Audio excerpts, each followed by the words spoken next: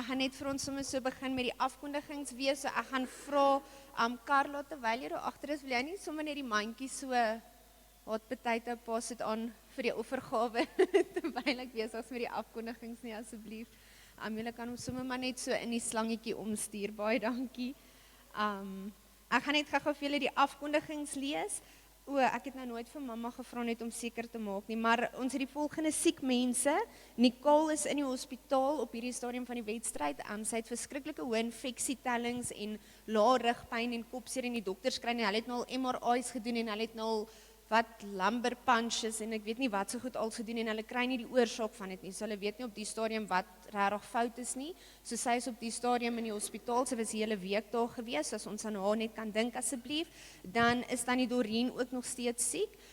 So as ons aan haar ook net kan dink en vir haar kan bid, en dan dink ek dit gaan beter al met Tannie Lorraine hulle.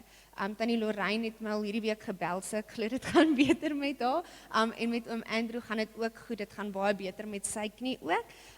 En dan het Divan hierdie week vir sy oogoperasie gegaan, maar Tarina sê dit gaan goed met hom ook, so dit gaan daarom oor die algemeen beter met almal. Dan onthou Woensdag aand is ons gebedsgleef, so 7 tot 8 is ons gebedsgleef. Julle is meer as welkom om te kom. Bring vir jou kombersie saam, bring jou Bybel, bring jou journal en kom spandeer net tyd saam met die Here. Dan het julle gesien op die groep het ons uitgestuur van die hamper wat ons uitraffel. Ons het 'n skenking gekry, dis allerhande ingelegde goede. Ek weet tomatietjies en goetertjies en jampies, alles wat ek nie eet nie.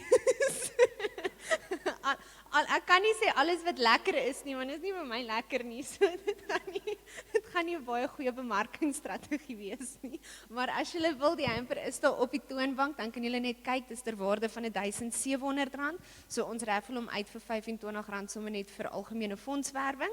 As jy van goetertjies hou, dan, wat is die tannie se naam? Ina Lessing, dink ek.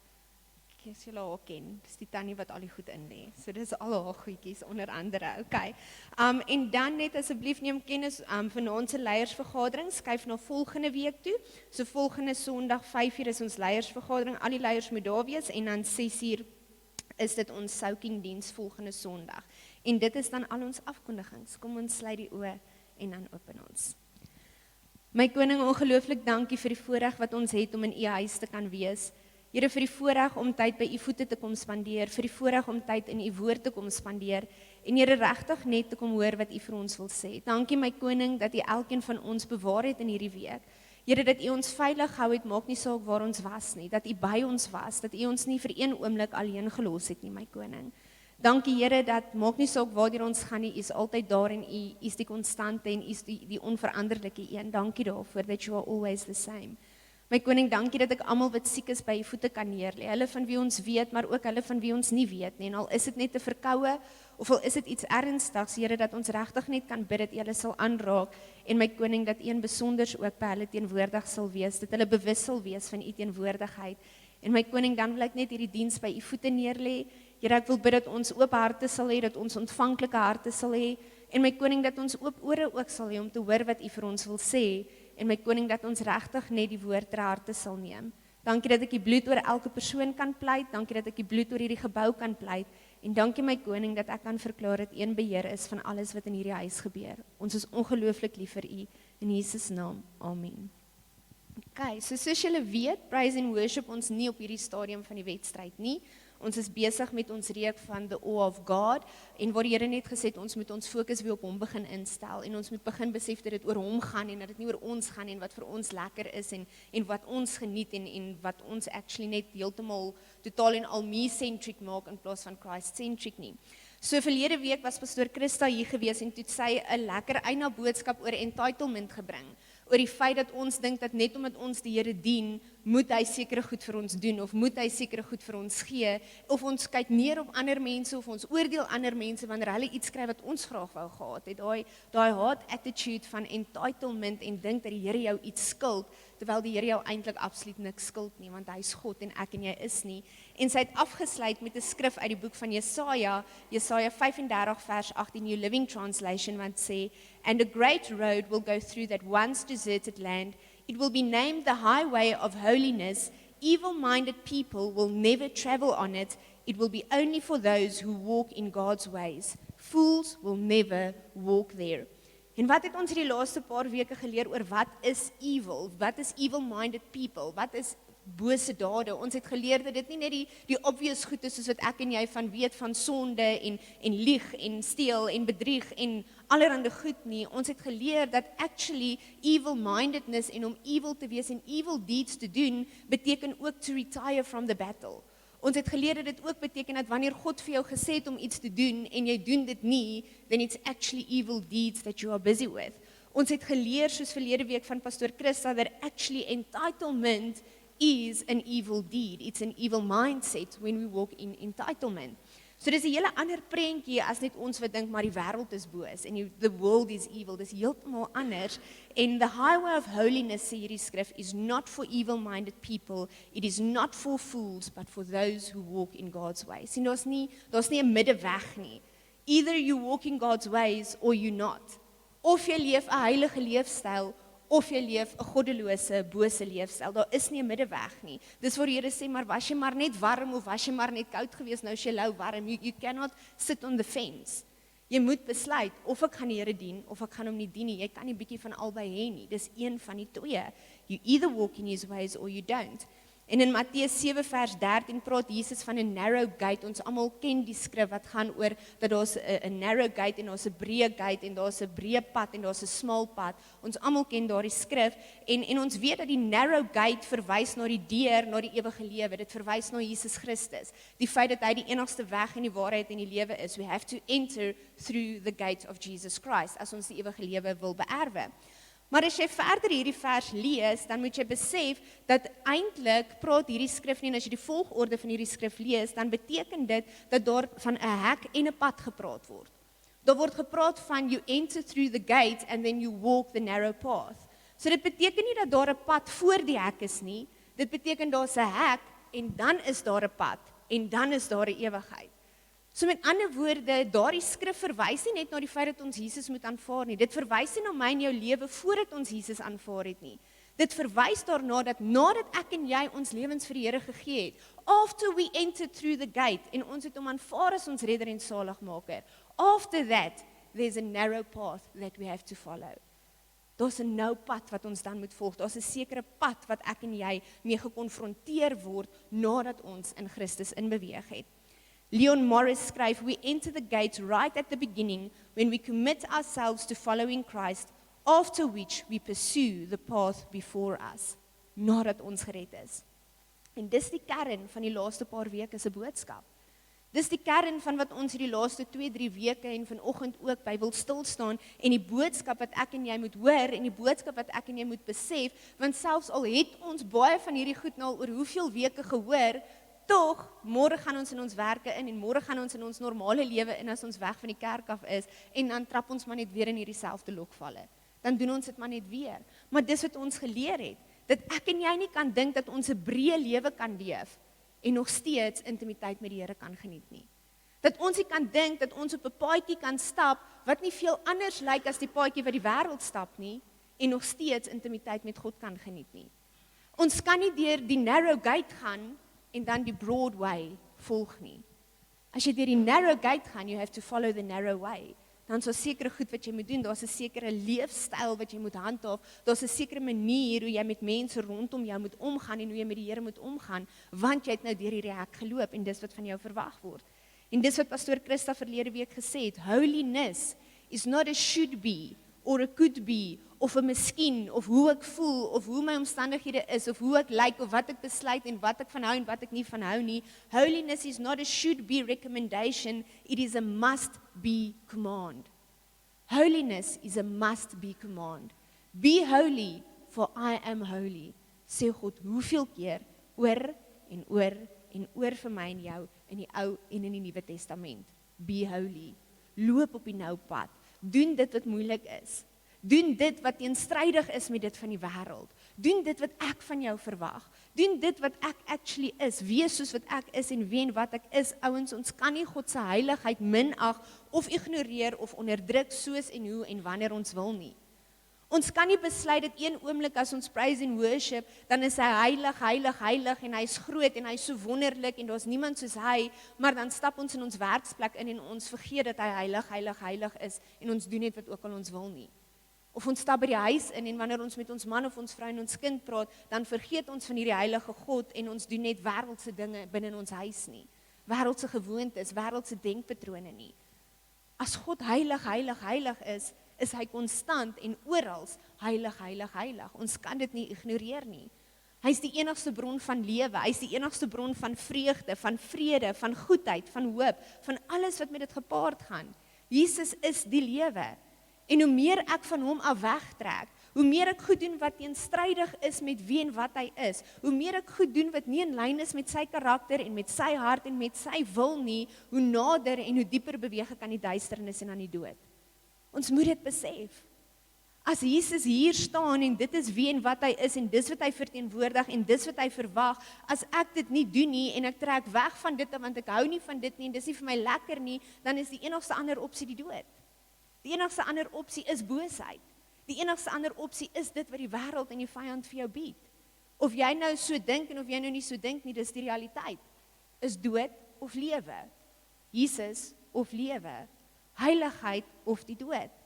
En daarom, in elke liewe ding, in elke situasie, in elke omstandigheid, we are to flee from evil and cling to Jesus.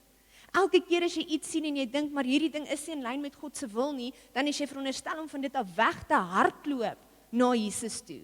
En kling is nie net sommer, okay, ek gaan net na hom toe en skud sy handjie en hallo Jesus, hoe gaan dit met jou nie? Kling beteken ek klam aan jou vas met alles wat in my is. Kling beteken dis soos partykeer, ek seker my Anetjie doen dit ook, Sion doen dit partykeer, as jy hom optel, dan is die bene oralste en jy hou eintlik nie vas nie, want hy hou so styf vas met bene en arms en alles bo oor jou, so hy kan nie regtig afval nie. That's clinging to somebody. En elke oomblik as ons in hierdie wêreld leef en ons sien goed, ek dink ek het 'n rukkie terug gesê, ons moenie aan die slaap wees vir dit wat in die wêreld aangaan nie. Ons moet wakker wees vir dit wat besig is om in die wêreld te gebeur. En elke keer as ons sien, maar hier's 'n ding wat nie in lyn is nie, hier's 'n ding wat nie in lyn is nie, dan is daar veronderstel om hier in ons binnekant iets op te staan wat sê, but this is not God. And if it's not God, I do not want it. Want my enigste begeerte is Jesus en is om aan hom vas te klou en is om by hom te wees en een met hom te wees. En hoe doen ons dit? Spreuke 3 vers 7, die New King James Version sê, do not be wise in your own eyes, fear the Lord and depart from evil. The Amplified say, fear the Lord with reverent awe and obedience and turn entirely away from evil. Nie bietjies nie, nie halfies nie, nie net in sekere areaatjies nie, nie net waar dit gerieflik is nie, nie net waar dit vir jou werk nie. Entirely beteken totaal en al compleet. Turn away from evil. Fear the Lord and turn away from it. Spreuke 16 vers 6 sê in die New King James, by the fear of the Lord one departs from evil. En sien, dis wat ek en jy moet besef, dat dit net deur 'n ware en 'n gesonde en 'n heilige vrees vir God is, wat ek en jy actually in staat is om ons rug op die boosheid te draai. As ek en jy nie 'n vrees vir die Here het nie, is ons nie in staat om die bose te resist nie. Is ons nie in staat om weg te stap van dit wat nie van die Here af is nie. Dit gaan ons niks help as ons nie daardie vrees van die Here het nie. Dis net 'n ware, gesonde, heilige vrees vir God wat ons beskerm en weerhou om ons rug op Jesus te draai. Dis net 'n vrees vir die Here wat dit vir ons doen. Wat ons weerhou om weg te trek as jy hier staan en God staan in al sy heerlikheid hier voor jou. As jy dink in die begin van die reeks wat ons gepraat het van die son, en as die son so helder en so sterk en so magtig is, imagine hoe groot is God wat dit geskep het. So kan jy dink as God in al sy glorie en in al sy heerlikheid hier voor jou staan en jy moet besef, okay, maar ek gaan hierdie kant toe, maar dan gaan hy my verteer. En dis eintlik wie God is, en dis eintlik die een wat my hart begeer, en dis eintlik die een wat my commitment begeer, dan gaan dit vir jou baie moeiliker wees om jou rug op hom te draai, as wat dit gaan wees om na hom toe te trek. As jy regtig besef wie en wat hy is, en die mate van heiligheid, wat maak dat hy die mate van genade met my en jou het, wat hy met ons het. Dis net 'n heilige vrees wat dit doen.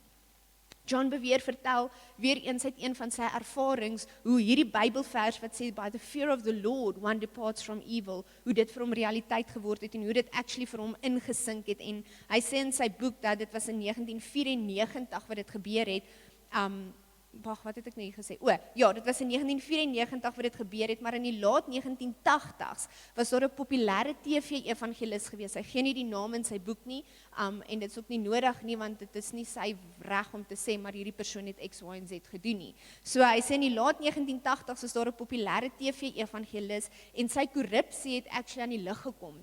En dit actually in vandag se taal en in vandag se terme en hoe ons vandag praat, toe sê hulle dit het letterlik so wyd en suid gepubliseer geword, dat ons sal sê it went viral overnight. Dat toe hierdie ou se korrupsie en sy bedrog en dit waarmee hy besig was in die donker, al was hy 'n baie bekende evangelis aan die lig gekom het, toe was dit viral news gewees en almal het dit geshare en almal het geweet daarvan, want dit was nou hierdie man van God wat hierdie goed gedoen het, so dan sit mos nou 'n bietjie ekstra stukkie sensasie, en dis mos nou 'n lekkerder storie om te gaan lees en te gaan versprei en vir mense te sê. En hy sê op daardie stadium was hy een van die bekendste individue wêreldwyd gewees, en dit was nie as gevolg van sy bediening nie, dit was nie as gevolg van die feit dat hy 'n bekende TV-evangelis was nie, dit was as gevolg van al die verkeerde redes, omdat elke liewe dag daar 'n volgende nuusstasie was wat gesê het, o, maar nou het hy hierdie ook gedoen, en o, maar nou het hy hierdie ook gedoen, en almal was net so behep met alles wat hierdie man van God verkeerd gedoen het. So hy sê, die man was die bekendste man gewees, wat hom moontlik kon gewees het, want almal het geweet wat hy gedoen het, en wat hy nie moes gedoen het nie. En sy beroemdheid het geskyrocket as gevolg daarvan. En in 1994, toe die man in die tronk beëindig, of toe die man in die tronk opeindig, en dit was 'n hele proses gewees, en dit was mense het sy wat die trial en al daai goed waarop hy gesit is, het die mense gevolg, en dit was topnuus gewees.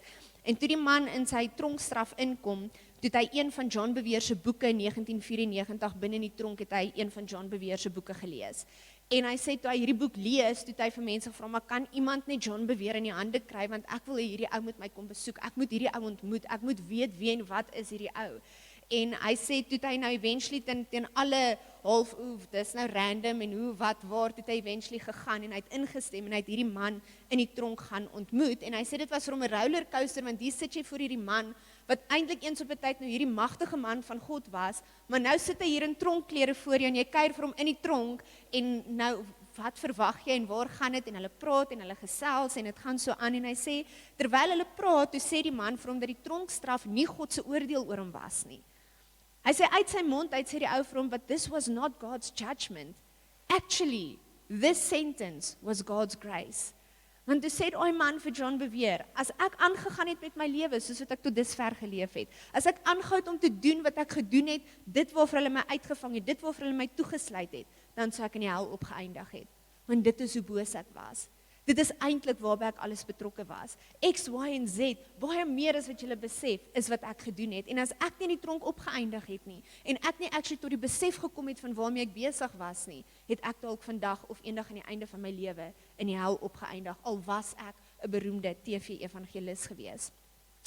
En hy skryf dan die volgende, hy sê, I learned each day that he spent hours both personally and in a group reading the Bible and praying. He enthusiastically shared about their prison church and their pastor, who was a fellow prisoner, want ook in hulle gesprek sê hy dat net 'n jaar nadat hy in die tronk opgesluit is, toe die Here al met hom begin werk, en toe hy actually weer sy lewe vir die Here gegee, en het hy weer tot bekering gekom, en het hy sy goed reggemaak, en het hy daar by die kerk betrokke geraak, nie die pastoor geword nie, hy het net kerk toe gegaan, binne in die tronkkerk. And I say, feeling that he was the best qualified, I asked why he wasn't the pastor, want hy was mos nou goed gekwalifiseerd gewees. And he explained that he wanted no part of leadership until his transformation was complete. He said, John, I was a master manipulator, and I don't want to give it a chance to resurface. He said, I was a master manipulator, and I didn't want to give it a chance to resurface. And after 20 or so minutes of listening, I felt comfortable enough to ask some questions. And I started with the biggest one I could possibly think of. When did you fall out of love with Jesus? So hier sit hulle en hulle gesels, en is 20 minute, en hierdie ou vertel alles wat hy verkeerd gedoen het, en hy sê, ek sou in die hel opgeëindig het, maar ek het weer my lewe vir die Here gegee, en John Bevere skraap genoeg moed by mekaar, en hy sê vir die ou, okay, maar considering alles wat ons nou al gesels het, sê net gaga vir my, when did you fall out of love with Jesus? And I ask this question because early in his ministry, his love for Jesus radiated from him. His fire and his passion were evident to all who heard him. I wanted to know when his love grew cold and further what had caused it. Staring into my eyes with great sincerity, he said, I didn't fall out of love with Jesus. I was shocked and I was a little angered by his comment. How dare he say this, I thought. I immediately fired back and said, what are you talking about? You committed adultery 7 years before you were prosecuted for the mail fraud that ultimately put you in this penitentiary. How can you tell me that you loved Jesus during those 7 years? How can you tell me that you loved him? And without breaking eye contact, he calmly said, John, I loved Jesus the entire time. My bewilderment must have been obvious because he paused and then addressed it. John, I didn't fear God. He took another moment and then more fully elaborated. I loved Jesus, but I didn't fear God. I loved Jesus, but I didn't fear God. En ouens, as ons eerlik is met onsself, hoeveel miljoene mense loop buite in die wêreld rond, wat verskriklik lief is vir Jesus, wat regtig lief is vir Jesus. Dis nie 'n valse liefde nie, dis nie 'n wanindruk of 'n voorgee nie, hulle is regtig lief vir Jesus, maar hulle vrees nie die Here nie. Hulle het nie 'n vrees vir hom nie. Hulle besef nie wie en wat hy is nie. Hoeveel van ons sit vanoggend hier, wat as ek vir jou vra, is jy lief vir Jesus? Dan sal jy jou hand opsteek en jy sal sê, ja, ek is regtig lief vir Jesus. Maar as ons regtig eerlik is met onsself, dan besef ons, maak nie saak hoe bitterlik lief ons vir Jesus is nie, ons vrees hom nie werklik nie. Ons vrees hom nie. En dan wonder ons, hoekom daar so baie Christene daar buite rondloop, wat meer skade aan die koninkryk verrig as goed. Dan wonder ons, hoekom daar soveel Christene is, wat nie sy naam eer nie, wat sy naam discredit, wat op 'n daaglikse basis die teenoorgestelde doen van wat hy van hulle verwag. Dan wonder ons, hoekom ek en jy konstant sukkel om 'n welbehaaglike lewe te lei. Dan wonder ons, hoekom dit vir ons moeilik is om sy wil te gehoorsaam. Hoekom dit vir ons moeilik is om te sê, but is this thing that I'm doing well pleasing unto the Lord or not? Dan wonder ons, hoekom ek en jy sukkel om nie in ons worstelinge en in ons omstandighede en in alles wat besig is om aan te gaan rondom ons vasgevang te raak nie. Dan wonder ons, hoekom ons in ons eie bose denke en dade vasgevang raak. Konstant vir die vyand 'n voethou gee om in ons lewens in te kom en met ons te kom maak soos wat hy wil. Dan wonder ons hoekom dit so is, en dis nie omdat ons nie lief is vir Jesus nie. Dis omdat ons hom nie vrees nie. Dis omdat ons nie 'n holy fear of the Lord het nie. En die Bybel is baie duidelik daaroor. Die beginpunt daarvan om God intiem te ken, is 'n vrees vir God. Jy kan hom nie intiem leer ken nie, tensy jy nie weet wie en wat hy is en 'n vrees vir hom het nie. John Bevere sê, without the fear of the Lord, we develop a phony relationship with a knock-off Jesus, who is not the Lord of glory. Without the fear of the Lord, we develop a phony relationship. So ons dink dit is legit, maar dit is eintlik phony en is 'n knock-off Jesus, sonder dat ons dit eers agterkom, sonder dat ons dit eers besef, begin ons glo in 'n onrealistiese en in 'n valse redder. Besef ons dit?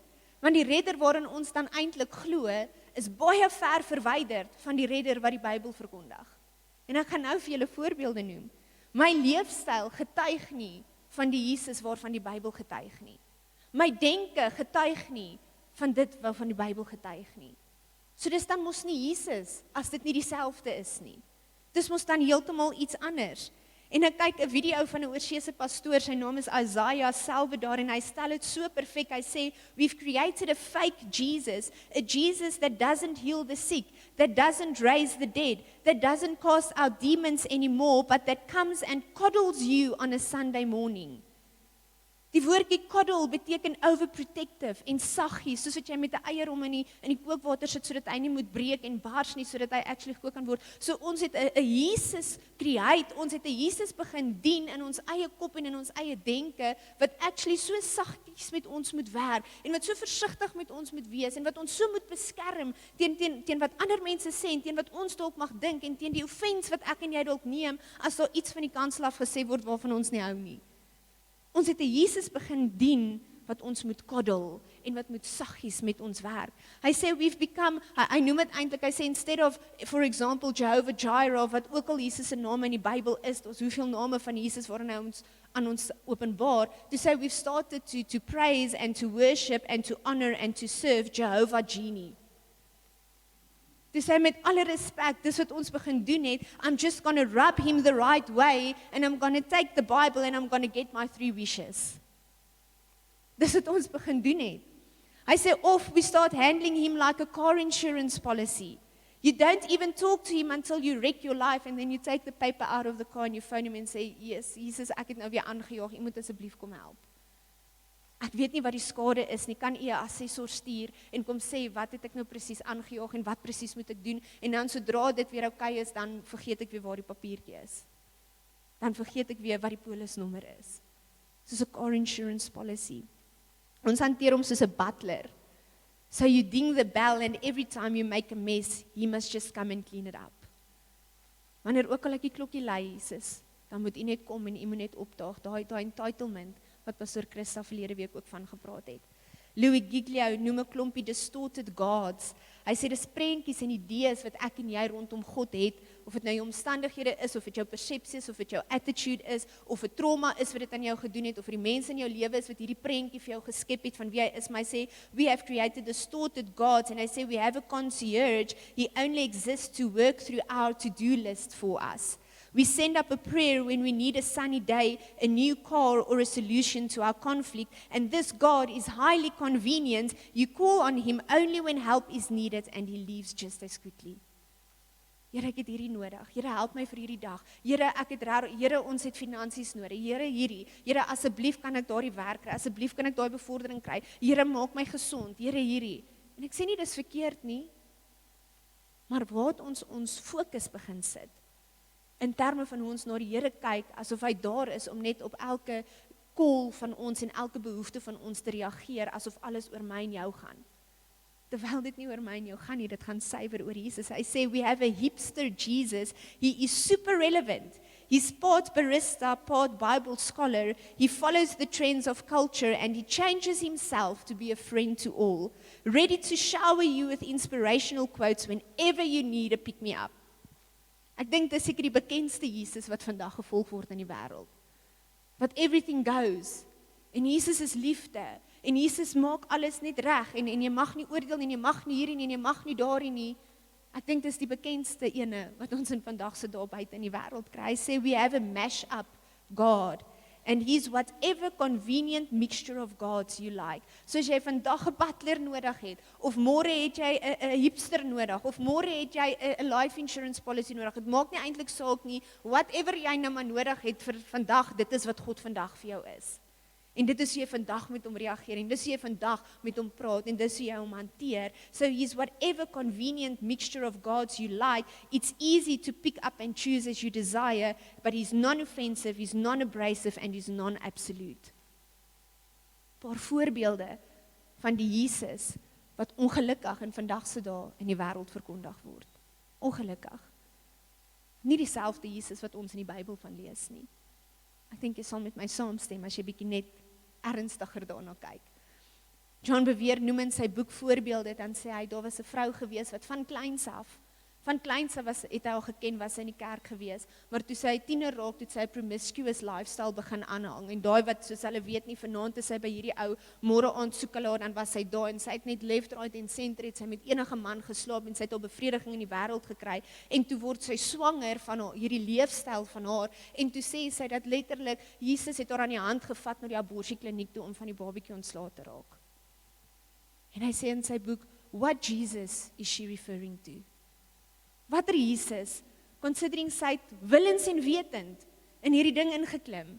Sy het geweet sy gaan maak met haar lewe net soos wat sy wil, maar sy wil haar eie regte, al hierdie goed wat gaan oor, dis my reg en dis my liggaam. Ouens, dit is self-worship. Want dit is nie my en jou liggaam nie, ons behoort aan Jesus Christus. So enige iets wat sê, maar dit gaan oor my, en wat vir my lekker is, en wat vir my werk, en hoe ek dien myself, en ek worship myself. En hy sê, watter Jesus? Nou watter Jesus verwys hy? Hy sê, hy kry 'n vrou en die man en die vrou is so lank getroud en sy kom vir counseling en sy sê, my man is so great, maar ek is net oor dit. Hy het niks aan my gedoen nie. Hy was die liefdevolste man gewees, hy het vir my al die aandag in die wêreld gegee, finansiëel, emosioneel, geestelik, alles uit vir my gesorg. Hy is die beste man moontlik. Maar ek is net oor dit. En Jesus het vir my beloof dat as ek hom skei, dan sal hy weer vir my 'n man gee en hy sal my seën. En hy vra maar, what Jesus are you referring to? Watter Jesus gaan vir jou sê, maar dit is okay. Watter Jesus gaan die een wees wat daai belofte vir jou maak? En ouens, so kan ons 'n magdom voorbeelde noem. Jy is dalk nie een wat 'n abortus gedoen het nie. Jy is dalk nie een wat deur 'n onnodige egskeiding gegaan het nie. Jy is dalk nie een wat enige iets groots gedoen het nie. Maar hoeveel goed doen ek en jy in ons daaglikse lewens en ons stap net daar en ons dink maar Jesus moet net okay wees daarmee. En Jesus, iemand sê, you know what the problem is? We talk about inviting Jesus into our lives. En wanneer jy iemand na jou huis toe nooi, dan sê vir hulle, dis reg, kom in, hier is die deur, ek gaan net aan met my goedjies, maak jouself gemaklik, as jy by my of Stoomie kom kuier, sal ons vir hulle sê, daar is die koppies, ons sak met drinkgoed, want ons drink nie baie nie, so as jy koffie wil hê of jy wil koeldrankie, daar is die glase, daar is die yskas, daar is die koppies, maak vir jouself, want anders gaan jy na 4 ure huis toe gaan vanaand en jy gaan sê, Jesus, hulle is so ongeskik, hulle het nie eens een keer vir my iets aangebied om te drink nie. En dis nie omdat ons nie ongeskik is nie, dis net omdat jy gaan, terwyl ons by Spurs sit, 5 glase koeldrank drink en ons gaan 1 deel, dis maar net hoe ons is. So omdat ons nie dors word nie, dink ons nie daaraan dat jy dalk dors is nie, so help jouself, maak jouself gemaklik. Toe sê hulle, en dit is wat ons met Jesus doen, we invite him into our lives, en ons sê, ja Jesus, dis reg, kom, maar ek gaan net hier aangaan, maak jouself gemaklik, ek gaan net hier aangaan met my eie ou dingetjie, terwyl ons supposed to be is om hom te volg, wat beteken ek los my goedjies, en ek gaan by die deur uit, en ek stap agter jou aan, en ek doen wat jy vir my sê om te doen. We're not supposed to just invite him in, we're supposed to follow him. Ons moet doen wat hy wil hê ons moet doen. Op Facebook lees ek hierdie week, lees ek 'n post wat iemand sê, kan ek 'n regte Christen wees en die vraag wat die persoon gesit het, is so 'n anonieme ding, die persoon sê, kan ek 'n regte Christen wees en 'n kettingdrinker wees? Wat? Het ek hom nou reg gesê? Daai woord het nou nie reg uitgekom nie. Kettingroker. Okay. Kettingroker, kettingdrinker, kettingslaper, ketting wat ook al er. En dit is, en hulle vra, hulle soos, kan ek dit wees en ek is 'n kettingroker, of kan ek iemand wees en ek is, elke liewe aand is ek dronk? Kan ek 'n regte Christen wees en ek doen hierdie goed? En ek lees die post en nou is ek besig met hierdie John Bevere boek en ons is besig met hierdie reeks en ek dink, maar Here, dis presies wat dit is. Want wat is al 329 comments? Niemand mag oordeel nie. Jesus is lief vir jou. Moenie worry nie. Almal van ons was al daar. Ja, dis moeilik. Geniet jou lewe, jy leef net een keer. En ek dink, Here, toe ek daai ding lees, toe dink ek het 'n tweevoudige vraag. Nommer 1, wat is jou intensie hoekom jy hierdie vraag vra? Want as jou intensie is, jy het jou hart vir die Here gegee, maar jy sukkel waaragtig om los te breek uit drank of dwelms of rook of whatever die ding is waarin jy voel, kan ek 'n regte Christen wees, dan beteken dit dat jy dalk bevryding nodig het en jy het dalk 'n journey nodig en jy het dalk counseling nodig en jy het dalk iets nodig, soos jou begeerte is, kan ek 'n regte Christen wees as ek sukkel met hierdie goed, terwyl jou begeerte is om nie met dit te sukkel nie, dan sit 'n hele ander ballgame teenoor as ek daardie vraag vra net om my eie vleeslike begeertes te justify. Stem jy met my saam? En my tweede vraag, wat ek toe wou gevra het is, wat is 'n regte Christen vir jou? Dit hang af, in jou opinie, wat 'n regte Christen is. Want as ek sê, kan ek 'n regte Christen wees en dit, dan gaan dit afhang wat ek dink 'n regte Christen is, hoe ek jou gaan antwoord. En ouens, dis wat in die wêreld aangaan, en dan is my vraag vir my en jou, hoe lyk die Jesus wat ek en jy dien? As Christen beteken 'n klein Christus, iemand wat so baie soos Jesus is, wat hom so nou volg, dat hy Christ-like genoem kan word, little Christ beteken die woord eintlik, dan beteken dit dat dit wat ek besig is om te doen, is gelykstaande aan wie en wat ek glo Jesus is. So hoe lyk die Jesus wat jy dien? Want dit gaan vir jou antwoord, of jy daardie goed maar kan doen en of jy dit nie kan doen nie. En dit het niks met judgment te doen nie. Dit het niks te doen met ek is beter as jy nie. Dit het niks te doen met ek is hoog heilig en ek maak nooit 'n fout nie. Dit het absoluut niks daarmee te doen nie. Dit het te doen met die intensie van ons harte en ons strewe om soos Jesus te word. En meer soos hy te wees en 'n lewe te lei wat vir hom welbehaaglik is. Die wêreld en ek en jy is konstant besig om met dit wat ons glo en dit wat ons verklaar en dit wat ons doen, phony relationships met knock-off Jesuses te ontwikkel, met 'n Jesus wat baie ver van die koning van die heelal verwyderd is. Konstant. Die oomblik wat ek en jy Jesus gekies het, en dis dalk waar die verskil inkom. Jackie Hill Perry sê nog goed, veral met al hierdie LGB alfabet goed wat aangaan. En almal weet, sy was eintlik 'n lesbien gewees wat die Here gered het, en wat die Here tot bekering gebring het, en sy is nou 'n dinamiese werker vir die Here, getroud met kinders. En toe sê sy, I know what I'm talking about. Ek kom uit hierdie agtergrond uit, ek was vasgevang in hierdie goed, maar die oomblik toe ek Jesus aanvaar het as my redder en saligmaker, then he became Lord over my life. And he became Lord over my body. So dit is nie 'n vraag van, is hierdie ding sexually immoral, of is hierdie ding nie, want weer eens, jy gaan dink een ding is sexually immoral, en ek gaan dink 'n ander ding is sexually immoral, want ons almal het ons eie redenasies en redes en verskonings. Dit gaan nie oor is dit of is dit nie, dit gaan oor is Jesus die heerser oor jou liggaam. Want dan as Jesus die heerser oor jou liggaam is, of dit kom by sexual impurities, en of dit kom by drank, en of dit kom by vloek, en of dit kom by net nie na jouself kyk nie, en of dit kom by depressie, en of dit kom by wraaksig, en of dit kom by whatever the case might be, dan gaan jy daar sit en jy gaan sê, but Jesus, you are Lord over my life, so what do you want me to do? Ek is nie meer die koning en die heerser oor hierdie ding nie. Hy moet wees. So ek moet vir hom vra, en nie die amazing ding wat sy sê, toe sy sê die probleem is, die wêreld dink dit is 'n slegte ding, want nou het ek beheer verloor oor my liggaam. Dis nie 'n slegte ding nie, toe sê sy, want weet jy wat, ek en jy is slegte mense. Ek en jy is sondige mense. Ek en jy is selfsugtig. Ek en jy is nie goed nie. Maar God is goed. En God is heilig, en alles wat hy doen is suiwer en met rein intensies. Daar's nooit enige leuen of enige weggesteekte hidden agendas in hom nie. So wanneer hy as heerser oor my lewe kom, as the Lord of my life, en hy sê, dit is wat jy met jou liggaam doen, dan beteken dit sy intensies is baie reiner as myne en joune, so die uitkoms van dit gaan baie heiliger wees, as wat dit gaan wees wanneer ek besluit wat ek met my liggaam doen. Want ek is nie goed nie. So no matter what I choose to do with my body, if it's not according to what he says, it will not be good. Want ek het nie die kapasiteit om apart van hom goed te wees nie. En dis dalk hoe ons moet begin kyk na ons lewens. Dis dalk hoe ek en jy moet begin sê, maar hierdie ding wat ek doen, Jesus is nie tevrede. Jesus is nie okay daarmee. Jesus, verteenwoordig ek u nou reg? Jesus, is dit wat u wil doen, of is dit wat ek wil doen? Is dit wat vir my lekker is en wat vir my gemaklik is? Ons bely so maklik dat ons in 'n verhouding met ons is, maar ons lewe teenoorgestelde daarvan. So het ons die vorige keer gesê. En die ergste is dan dat 'n magdom Christene dit goedkeur en dit goed praat en dit wegpraat in die naam van liefde en genade. Ons praat dit weg. Heiligheid gaan op die agtergrond en liefde en genade kom op die voorgrond. Maar God is liefde en genade en heiligheid gelyktydig. So ons kan nie dit ignoreer nie. En ons besef nie dan hoe deceived ons is as ons dit doen nie.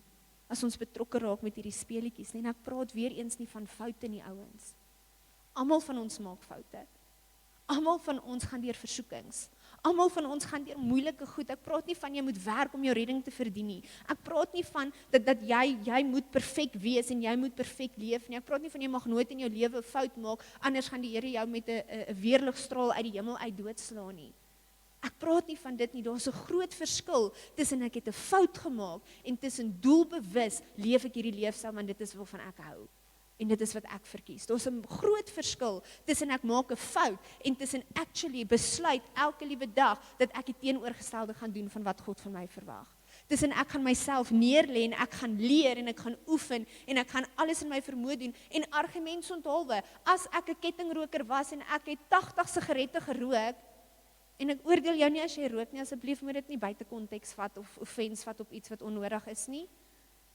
Maar as ek 80 sigarette gerook het en die Here praat met my en hy sê, Benita, jy moet nou ophou, Dan al rook ek vandag 70 en môre 60 en oormôre probeer ek om 40 te doen en die dag daarna probeer ek om 10 te doen, want ek probeer elke dag om meer heilig te wees.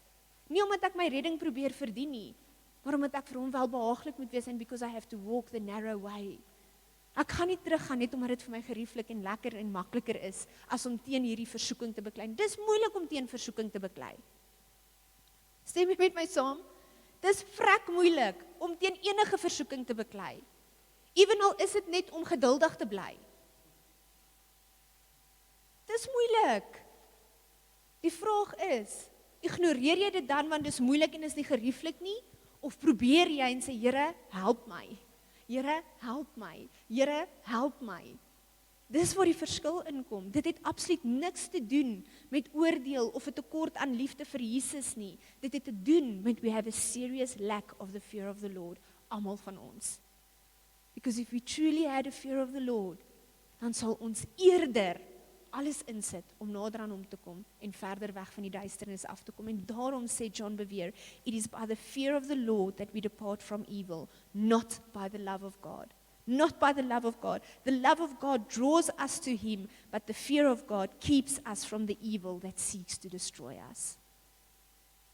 Dit is wat 'n vrees vir die Here vir my en jou beteken. Spreuke 8 vers 13 sê in die A-gedeelte, all who fear the Lord will hate evil.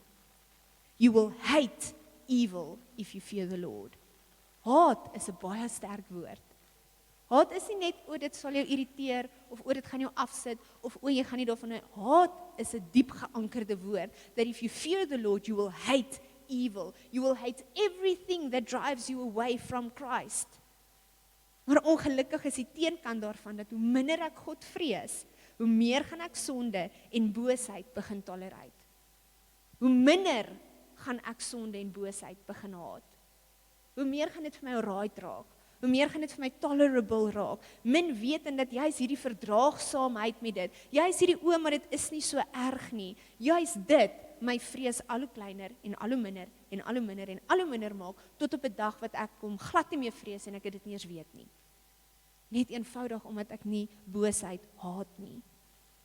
Hy sê backsliding doesn't occur the moment that the person finds themselves in bed with someone they don't have a marriage covenant with. It doesn't start the moment a person finds themselves embezzling money from their employer. It starts long before when we begin to tolerate what Jesus gave his life to free us from. When we begin to tolerate what Jesus gave his life to free us from. Dis wanneer backsliding eintlik begin. Daarvan ek was hier gewees by Jesus, maar eers het iets gebeur. Eers het ek sekere besluite gemaak, eers, en stadig maar seker het ek hierdie dingetjie begin verdra. En het ek hierdie dingetjie begin verdra. En het ek hierdie dingetjie begin verdra. En het ek al hoe meer begin backslide, en het ek al hoe verder van hom weggeraak. En toe land ek daar, waar ek embezzle, of whatever the case might be. Ek het nie daar eers gebackslide nie. Dit het al daar begin, toe ek goed begin tolerate het. En tolerate beteken to allow the existence, the occurrence, or the practice of something that one dislikes or disagrees with, without interference. So dit irriteer jou, en dit pla jou, en jy stem nie met dit saam nie, but you do not interfere. Jy los dit maar eerder net, jy tolerate dit net, jy bewaar maar net die vrede. Ek hou daarvan, Jesus was nie 'n vredebewaarder nie, Jesus was 'n vredemaker. Ons is 'n groot verskil tussen vrede maak en vrede bewaar. En tolerance beteken, ek laat hierdie goed net aan, net om die vrede te bewaar. Net om, I don't interfere, ek raak nie betrokke nie. It means to accept or endure someone or something unpleasant or disliked with forbearance, met ander woorde, with patience, self-control, restraint and tolerance. So ek hou nie nou baie van jou nie, soos die mense by binnelandse sake of die lisensiedepartement. Ek hou nie nou baie van jou nie, maar ek het selfbeheersing, want ek besef, maar ek is afhanklik van jou om my lisensie vir my te gee. Ek is afhanklik van jou om hierdie ding uit te reik of daai ding te doen. So ek gaan nie nou uitfreak nie, ek gaan tot 10 keer tel, want ek moet jou nou tolerate, want ek het iets van jou af nodig. Al hou ek nie van jou nie. Tolerance. It beteken to be capable of continued subjection to a drug, a toxin, or an environmental condition without adverse reaction. Dis daai wat as jy vir lank genoeg sekere medisyne gedrink het, dan bou jou liggaam tolerance teen dit op en dit werk nie meer vir jou nie. Dan moet jy weer 'n sterker pilletjie of 'n sterker medisyne drink of wat ook al die geval mag wees, maar dit geld vir environmental conditions ook. Ouens, hoeveel goed in die wêreld, hoeveel goed in die geestelike atmosfeer, in die geestesriem, hoeveel goed gaan reg rondom my en jou aan, and we are continually subjected to it, ons is blootgestel aan dit, ons kan nie net ons oë toemaak en maak asof al hierdie goed nie gebeur nie, we are continually subjected to it, maar ons het dit al so baie gesien, ons het dit al so baie gehoor, ons het dit al so baie ervaar, dat daar nie eintlik meer 'n reaksie is nie. Onthou julle, toe daar die Suid-Afrikaanse vrou was, wat in Nieu-Seeland haar kinders doodgemaak het, onthou julle die skoknuus wat dit was? En wat ons almal gesê het, maar dis in Nieu-Seeland en dis wat gebeur het en dit is tragies, terwyl hier in Suid-Afrika is dit vir ons net amper nog 'n dag. Dit sou by ons nie eers die voorblad gehaal het nie. Dit sou net dalk die 10de of die 11de storie vir die dag gewees het.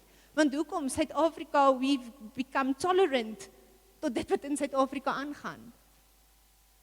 Dit is wat tolerance beteken, en die oomblik wat ons verdraagsaam raak teenoor sonde en teenoor boosheid, wat dit ook al vir jou mag wees en hoe dit ook al vir jou mag lyk, die oomblik wat ons begin verdraagsaam raak teenoor dit, in plaas daarvan om dit te haat, dan is ons eintlik reeds besig om van Jesus af weg te trek. En ons besef dit net nie. Stadig maar seker, stoom jy hulle werk met, gaan dit in Engels sê, want dit is 'n baie mooi woord nie, met bolts en nuts. Ek mag nie daai woord van die kansel af sê nie. En ek weet, hulle het soos, omdat hulle dit maak vir die karre, en dit met die bakkies en Ford en al die plekke, dan het hulle soos baie streng regulasies waar volgens hierdie goed gemaak moet word, want dit is safety reasons en. So hulle het 'n baie klein spasie vir toleransie. Hulle toleransie om 'n fout te maak is bitter klein en bitter min, want hoe groter die fout is, hoe skadeliker is dit, hoe erger is dit en is nie meer veilig nie. Maar ek stem jy met my saam en ek het hier voorbeelde. Kom ons sê ons begin so. Hier is ons ou vierkantjie. En al het ons net 'n 0.05 cm, 5 mm toleransie. Ons sê okay, ek laat 5 mm vir error toe. 5 mm is redelik min, né? Nee, hoeveel is julle millimeters? Oh goodness, 500stes. En so my 3 jaar gevat het om een papiertjie te sny om 'n 500ste uit te werk. So, hulle mag gewild en 'n nat, net tot op 'n 500ste mag hulle 'n fout maak op dit. Helfte van ons sal dit nie eens kan optel nie. So my toleransie is darm 5 mm, sien ek's bietjie meer gracious as hy. So hier begin ons. Okay. Hier's 'n 5 mm toleransie, sien jy die verskil? Okay, bom. Nog 'n verdere 5 mm toleransie, sien jy al 'n verskil? Elke keer net 'n 5 mm meer. Net 'n 5 mm meer. En dan eventueel hier so klompie. Eventueel hier waar my oorspronklike een was. As ek elke keer net 'n 5 mm toleransie gaan toelaat, is dit waar ek gaan eindig.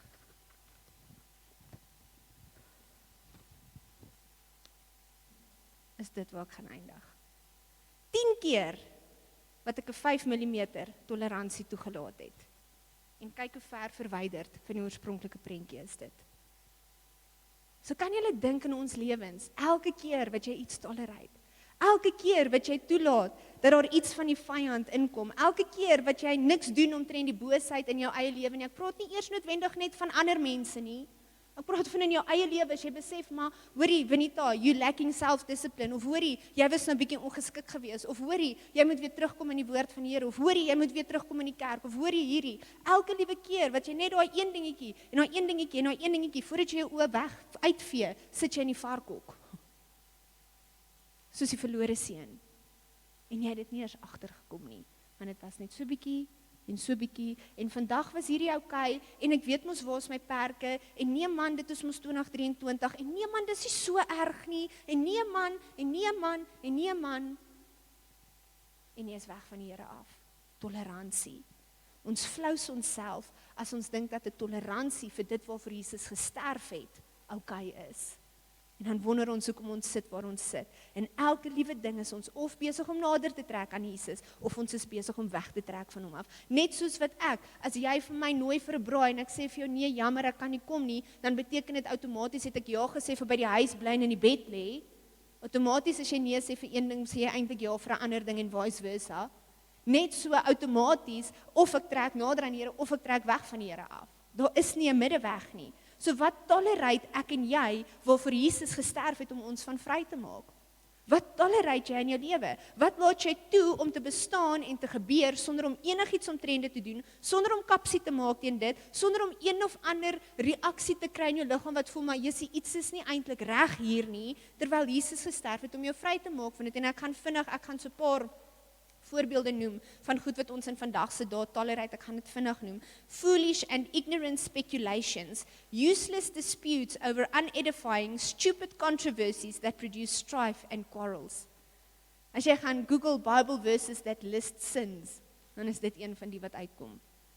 Hoeveel keer tolereer ek en jy stupid controversies that leads to quarrels and strife? Hoeveel keer doen ons dit? Sexual immorality, a greedy desire to have more wealth, slander, envy, pride, the sin of an uplifted heart against God and man, recklessness, net nie omgee nie, net nie worry nie, net nie selfbeheersing nie, thoughtlessness. Hoeveel keer gaan hier absoluut niks hierbo by my en jou aan nie? Hoeveel keer? Ek wil vir jou sê, elke keer as jy Facebook oopmaak, of elke keer as jy Netflix kyk, dan gaan jy absoluut niks hierbo aan nie. Hoeveel tyd spandeer ons in dit, in plaas van in die woord van God, en ek praat met myself eerste. Thoughtlessness.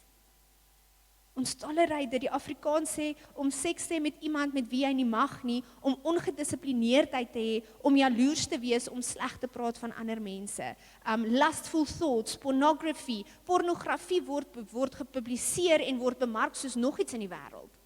Elke tweede, derde dag, ek wil my hoed af vir Heinz Winkler, wat gesê het dat die seksbou so goed afgehaal moet word van straatpale af. Ek wil my hoed vir hom af, want dit is pornografie wat op die lamppale is. Vir ons kinders en vir ons groot mense om net sommer op pad werk toe net in te indulge. Ons tolereer dit. En dan as daar een persoon is, soos Heinz Winkler of wie ever, wat hulle mond oopmaak en sê, maar ouens, hierdie goeds nie reg nie, dan stenig die hele wêreld insluitend helfte van die Christendom om. Want dit is mos nie so erg nie. Ja, mens, dit is so erg. Pornography, chasing after things instead of God, manipulation. Hoeveel keer tolereer jy manipulation? Met ander woorde, wat jy aan ander mense doen, jy manipuleer hulle, om jou sin en jou wil te kry. Nie net wat hulle aan jou doen nie. Manipulation, hatred, resentment, senseless arguments, temper tantrums, only thinking of yourself, uncontrolled addictions, wild parties, drunkenness, orgies, ugly parodies of community, gossip, bickering, bullying, disobeying your parents. Dis 'n lekker een. Jy moes meer tieners vandag in die kerk gewees het. Disobeying your parents. Spreuke 6 onder die 7 goed wat die Here haat, 'n tong wat lieg. Hoeveel keer het jy in hierdie week gelieg? Oor iets simpels, 5 mm. Hoeveel keer het jy gelieg hierdie week? Iemand wat twis of tweedrag saai. Iemand wat heeltyd kom en heeltyd net wil amok maak en wil karring en wat eintlik 'n houtlepel nodig het want hulle stuur net die heeltyd. Die Here haat dit. Dis een van die 7 goed wat hy haat. Kla, stry, teepraat, sê Filippense. So as jy tot dusver nog baie heilig was en niks van die ander goed gedoen het nie, as ek pretty sure, jy het gekla hierdie week. En ons tolereer dit. Ons verander nie ons mindset nie. Ons sê nie, maar nee, daar's 'n groter prentjie en ek moet in Jesus vaskyk nie in my omstandighede nie. En ek weet dit is moeilik. Maar julle hoor wat ons sê, ouens, onvergewensgesindheid. Onvergewensgesindheid, ons tolereer dit. Want jy weet nie wat het hulle aan my gedoen nie. Weet jy hoe seer was dit wat hulle gedoen het? Weet jy hoeveel keer het hulle dit aan my gedoen? En weet jy wat, as hulle dit met jou gedoen het, sou jy ook so gevoel het. Ons tolereer dit en ons besef nie, maar ons trek weg van Jesus af nie. En so kan ek nog vir 3 ure aangaan. En ek lees van goed, ek gaan tik in Google in. a list of sins, list of evil works. En daar sal 'n paar wees wat jou actually verbaas, want dit is nie net die obvious goed waarin ons van hou om ander mense mee te oordeel nie. Dit is goed waaraan ek en jy skuldig is. En weet jy wat's nog erger? Die feit dat wanneer backsliding begin en jy daardie goed wat God haat begin tolerate, dan beteken dit ek en jy het nie autoriteit oor dit wat ons tolerate nie. Ons het nie autoriteit oor dit nie. So as jy argumentsontalwe met 'n gees van verslawing sukkel, maar jy tolerate dit en jy doen nie enige moeite om ontslae te raak van dit en gaan na die Here toe nie, dan het jy nie eers autoriteit om te sê gees van verslawendheid, ek dryf jou uit in die naam van Jesus Christus nie, want jy tolerate dit dan. So die gees gaan vir jou in jou gesig lag, want hy gaan dink regtig. Maar jy tolerate my. Jy like dat ek hier is. Jy het nie geestelike autoriteit oor die dinge wat jy tolerate in jou lewens nie, ouens. En ons moet dit begin besef. As ek en jy 'n ware, effektiewe ambassadeur vir Christus op hierdie aarde wil wees, as ek en jy werklik sy koninkryk wil bevorder, as ons werklik sy koninkryk wil bou, werklik sy beelddraers in hierdie wêreld wil wees en 'n werklike Jesus wil verkondig en nie 'n knock-off Jesus nie, dan is 'n liefde vir Jesus nie genoeg om dit te doen nie. Ons het 'n vrees vir die Here nodig, want liefde gaan ons net vir so lank weg van die lokval afhou. Dit gaan vir ons net so lank weghou daarvan af. We will not be able to endure without a fear of the Lord. Die waarheid van die saak is, ek en jy gaan tot die dag wat ons hierdie aarde verlaat, gaan ons versoekings moet weerstaan. Ons gaan moet. Die waarheid is dat die vyand soos 'n brullende leeu is en hy wag net vir iemand om vir hom 'n bytplek te gee. En as ons dit tolerate en ons kyk hoe naby kan ons aan die leeu kom voordat hy ons byt, glo vir my, jou dag gaan kom en hy gaan vir jou stikkend byt. En hy gaan vir jou dood byt. Dis die waarheid van die saak. Die waarheid van die saak is dat die vyand altyd alles in sy vermoë gaan doen om jou in die hel te probeer kry saam met hom. Hy haat vir jou en hy haat vir God. So hy gaan enigiets doen om jou te laat dink, dis alright, ek kan maar compromise op hierdie ding, ek kan maar so, want hy wil hê jy moet in die hel opeindig, hy wil nie hê jy moet in die hemel kom by die Here nie. Tot die dag wat ek en jy doodgaan, in the subtlest of ways gaan hy dit vir jou doen. En God sê vir John Bevere, son, Lucifer led worship right before my throne. He led the entire hosts of heaven as he was ordained and anointed to do so. He was close to me. He beheld my glory, soos wat ek en jy nog nooit eers het nie. He beheld my glory, but he didn't fear me, so he did not endure before my throne forever. Hy gaan verder en hy sê, 1/3 of the angels beheld my glory. They aligned themselves with Lucifer. They didn't fear me and they didn't endure in my presence forever. Adam and Eve walked in the presence of my glory in the cool of day. They didn't fear me. They didn't endure in the Garden of Eden. And every created being who surrounds my throne for all eternity will have passed the holy test of the fear of the Lord. Almal wat nog nooit 'n vrees vir die Here gehad het nie, did not endure into eternity. Do you want to endure into eternity?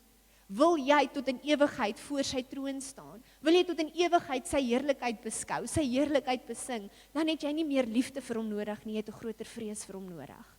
'n Groter besef van wie en wat hy is en wat hy van jou verwag en wat jy veronderstel is om vir hom te doen. Hoeveel Christene begin vuur en vlam vir hom, wat ergens along the line is die honeymoon phase verby, as jy dit so wil stel. Hoeveel pastore en dominees burn out en black out en hulle het 'n magtige bediening gehad en dan voordat jy dit weet en dan is hulle bediening kort geknip.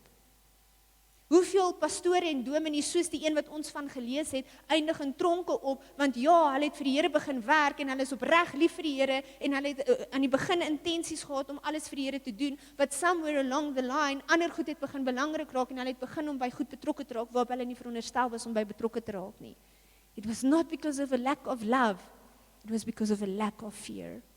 It is because what Jesus delights in is taken for granted or even shunned by us. Dit wat Jesus sy treasure noem, onthou julle deur aan die begin van ons reeks, wat hulle sê, the fear of the Lord is my treasure, is dit wat ek en jy minag en ons praat onsself uit dit uit en ons soek verskonings en ons tiptou rondom dit. Tog sê God se woord in Psalm 112, welgeluksalig is die man wat die Here vrees, wat 'n groot welbehaag in sy gebooie het. Oorvloed en rykdom is sy huis en sy geregtigheid bestaan tot in ewigheid. The one who fears the Lord, his righteousness and his integrity endures forever. Dis die bottom line. En ek het vir julle 'n prentjie op van 'n modern Jesus versus a biblical Jesus. Just so we're clear. Modern Jesus preaches only on love. Biblical Jesus preaches God's righteousness. Modern Jesus gives you health and wealth. Biblical Jesus gives salvation, hope, peace, joy. Modern Jesus never says anything negative, but biblical Jesus warns of sin, judgment, and hell. Modern Jesus loved and accepted by the world, but the biblical Jesus was hated and despised by the world. Iemand het eendag gesê, as Jesus vandag op hierdie aarde geleef het, die Jesus wat ons dien, dan sal hom nie eens gekruisig het nie. Want die regte Jesus het hulle gehaat, dat hulle hom op 'n kruis gesit het.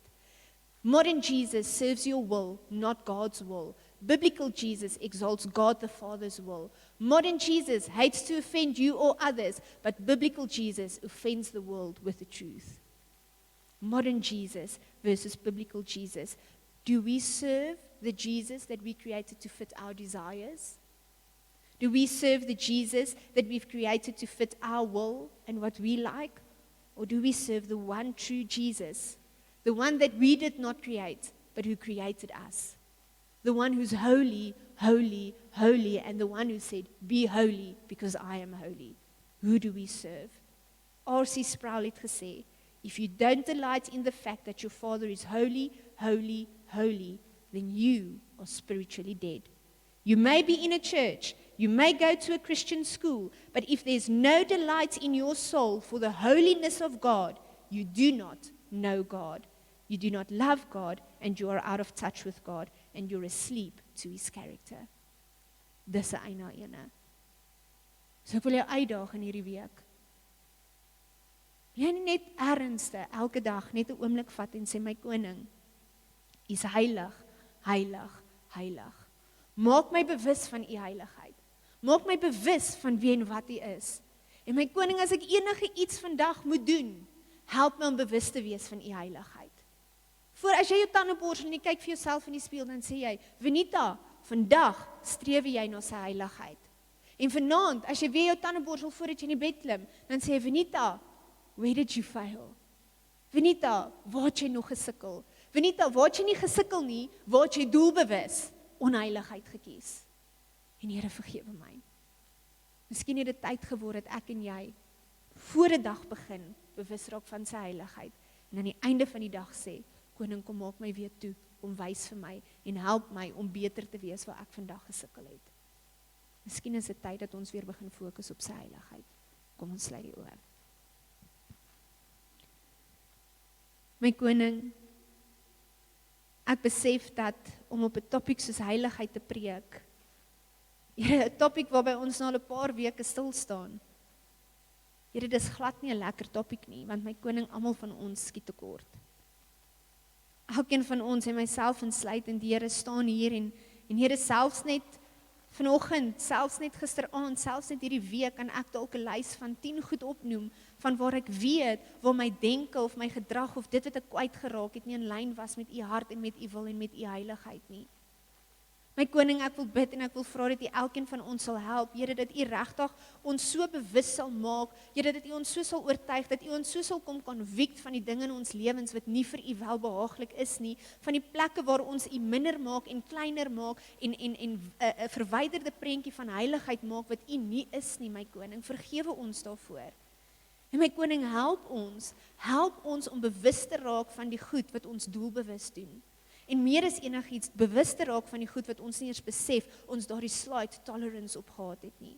Koning, help ons nie om onsself te beoordeel en in 'n gees van amper half condemnation te gaan sit en van judgment te sit en te sê, maar ek doen niks reg nie. My koning, maar help ons om eerder tot in die diepste wese, tot in ons murg en in ons been, oortuig te word daarvan, dat omdat U heilig is, moet ons heilig wees. En dis vir ons goed om soos U te wees, want U is goed en ons is nie.